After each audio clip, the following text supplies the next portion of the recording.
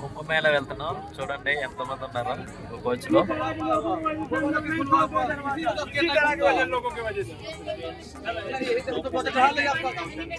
तुमने बड़ा अच्छा सोच लिया। नहीं देख रहे बड़ा अच्छा सोच लिया। और क्या? हमने तो तुम्हें सबसे पहले डंडा मार दिया था। तमीज से बात करो, तमीज सिखाना। शांत रहो भैया बस।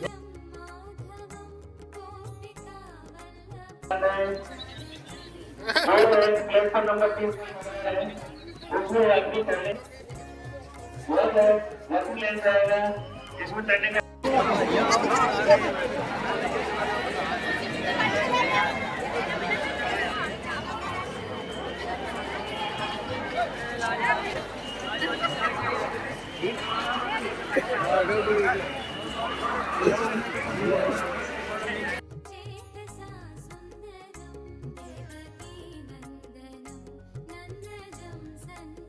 Right now I am in Maha Kumbh Mela.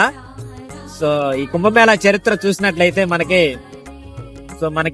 పాల సముద్రంలో అమృతం ఉందని తెలిసి దేవతలు రాక్షసులు కలిసి దాన్ని చిలుకుతారన్నమాట. దాన్నే మనం ఏమంటారంటే సాగర మదనం అంటాం. ఈ సాగర మదనం చేయడం వల్ల ఏం జరుగుతుందంటే ఈ పూర్ణ కుంభంలో మనకి అమృతం బయటకు వస్తుంది. సో అమృతం బయటకు వచ్చినప్పుడు రాక్షసులు దేవతలు మాకండి కొట్టుకుంటా ఉంటారన్నమాట. కొట్టుకుంటున్న సందర్భంలో మన శ్రీ మహావిష్ణువు వచ్చి ఈ అమృత భాండాగారాన్ని తీసుకుని వెళ్తున్న క్రమంలో ఈ అమృతం 4 చుక్కలు ఒలికి పడుతుంది అనమాట. అదే ఒకటి హరిద్వారు, ఉజ్జయిని, నాసిక్, ప్రయాగ్రాజ్. సో ఈ రాక్షసులు దేవతలు 12 రాత్రులు 12 పగళ్ళు యుద్ధం చేసుకుంటారన్నమాట. సో వాళ్ళకి ఒక రోజు అంటే మనకి 12 సంవత్సరాలు అనమాట. సో 12 సంవత్సరాలకు ఒకసారి మనం పూర్ణ కుంభమేళా నిర్వహిస్తాం.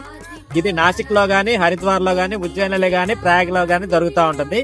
కానీ 12సారి వచ్చే పూర్ణ కుంభమేళా ఏదైతే ఉందో అది మనకి మహాకుంభమేళా అన్నమాట. సో ఇది మాత్రం ప్రయాగ్ లోనే జరుగుతుంది.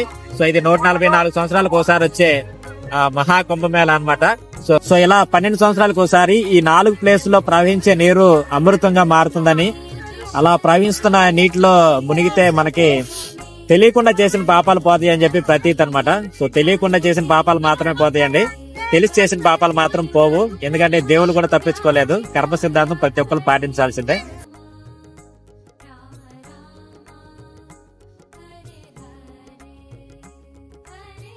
సో ఇక్కడ వాటర్ చాలా మురిగ్గా ఉన్నాయండి.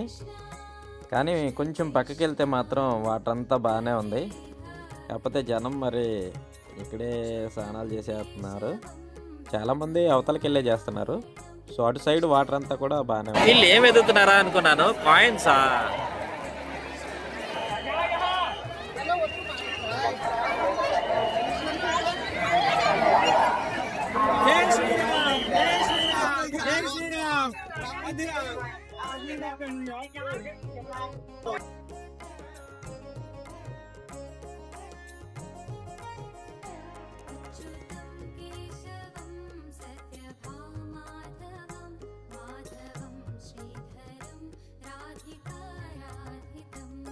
ఎంతమంది క్రౌడ్ ఉన్నా కూడా భలే చేశారు, సూపర్ గా.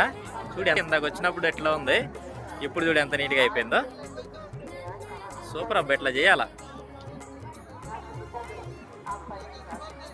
ఎప్పటికప్పుడు క్లీనింగ్ చేస్తానే ఉండరు. బాగా చేశారు ఇంతమంది జనాలను ట్యాకిల్ చేయడం. సూపర్. కుంభమేళా గురించి ఒక డిజిటల్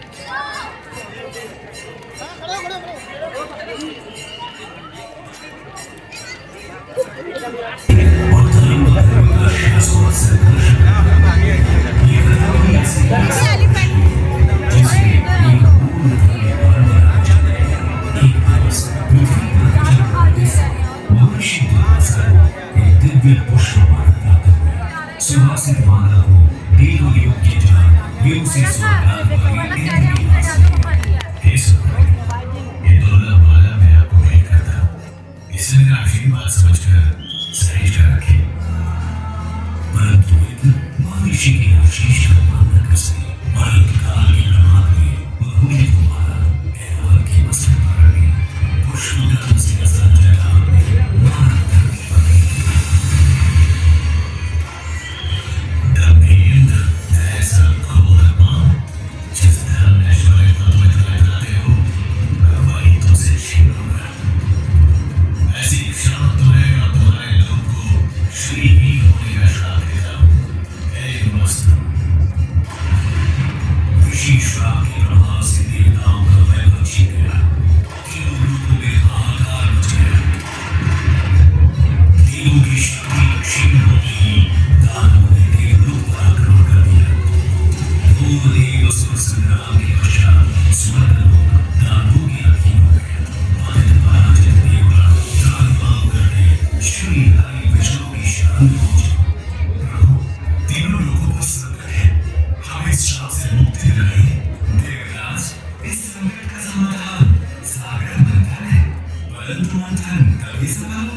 जब देवता और दानव मिलकर प्रयास करेंगे ये कैसे संभव होगा नाथ? सृष्टि के कल्याण हेतु इन दो परस्पर शक्तियों को साथ आना ही होगा। हरि आज्ञा से मंत्र आरंभ किया गया। मंत्राक्षर पर्वत को बढ़ाए और नाग वासुकी को रीति बनाकर दानव और देव समुद्र को मथने लगे। मंत्र आरंभ होने के कुछ समय बाद ही हाथों को अंधकार छा गया। भीषण ताप से सब झुलसने लगा। हे ईश्वर, ये कैसे होता है? ये हलाहल विष था जिसकी भयंकर गंध और ज्वाला से सब नष्ट होने लगा और तब जीवों की करुण पुकार सुन पशुपति महादेव प्रकट हुए। यदि इस विष को नियंत्रित नहीं किया गया तो प्रलय सुनिश्चित है, परंतु मैं इसके देवदूत को इस सृष्टि को छूने नहीं दूंगा। महादेव ने विष को अपने कंठ में धारण कर लिया। इस कारण उनका कंठ नीला हो गया और वे नील कंठ कहलाए। महादेव की कृपा से हलाहल विष की ज्वाला शांत हो गई और तीनों लोगों में संतुलन स्थापित हुआ। मंत्र पुनः आरंभ हुआ और एक के बाद एक अमूल्य निधियां प्राप्त होने लगी। अंततः अमृत घटिए धर्मात्री प्रकट हुए। अधीर हो इंद्र ने धर्मात्री से कुंभ छीन लिया, परंतु दानव ये कैसे होने लगे? देवों और दानवों में अमृत पाने के लिए छिन्नाजपटी शुरू हो गई।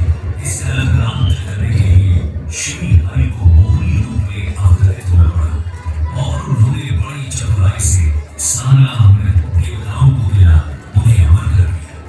समर्थ हो देवों ने स्वर्ग पर धर्म का राज पुनः स्थापित किया।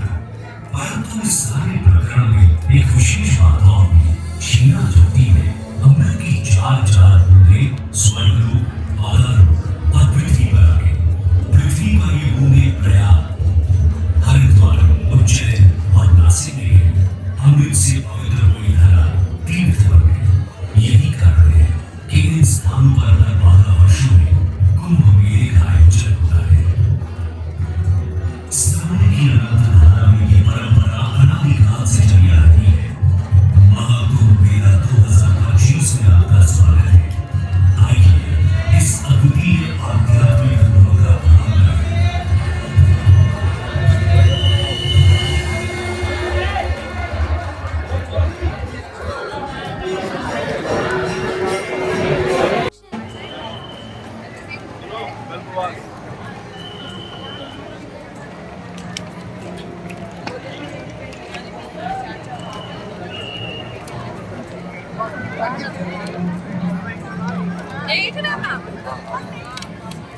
कल लेके तो आप कर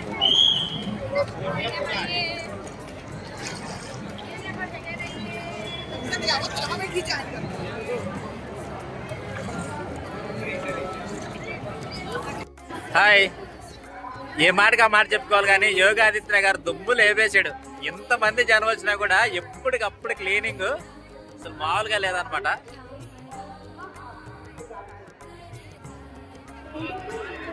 క్లీనింగ్ బాగా క్లీన్ గా ఉన్న ప్లేసెస్ చూపిస్తున్నాను. జనం లేదు, జనం ఫుల్ జనం అనమాట. చుట్టుపక్కల ఇటు చూసినా జనమే.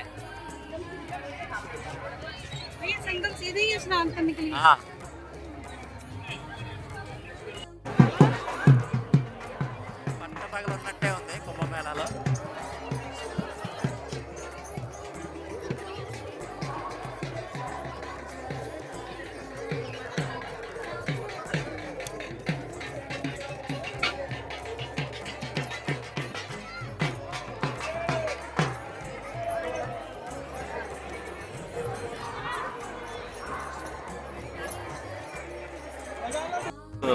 ఆరతిస్తున్నారు.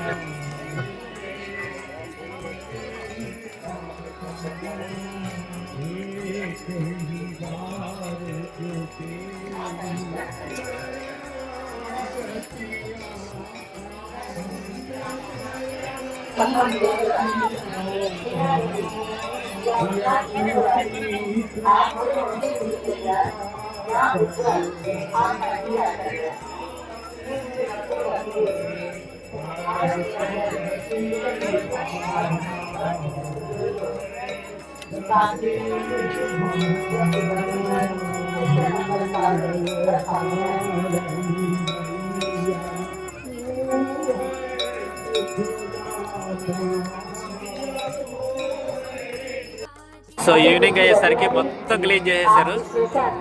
ఏమీ లేదు ఎక్కడా కూడా. అసలు క్లీన్ చేసేసి అంతా బ్యాగులు వేసి పెట్టేశారు. యోగి గారికి ఫుల్ మార్క్స్.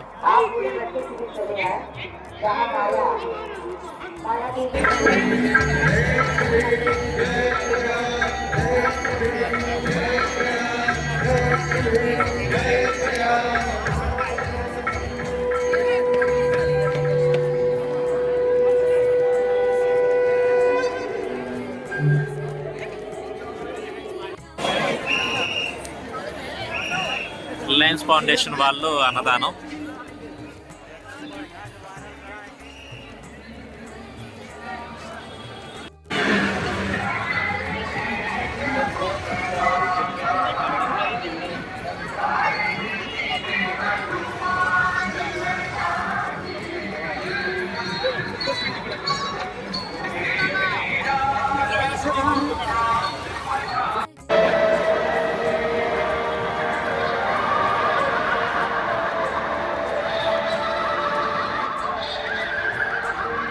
సో ఇప్పుడు అర్ధరాత్రి 12:30 అవుతుంది. సో అయినా జనం మాత్రం తగ్గలేదు. దాదాపు ఒక 10 కిలోమీటర్ల మేర అంత జనమే ఉండరు. ఎక్కడ పడితే అక్కడ నిద్రపోతూ ఉన్నారు.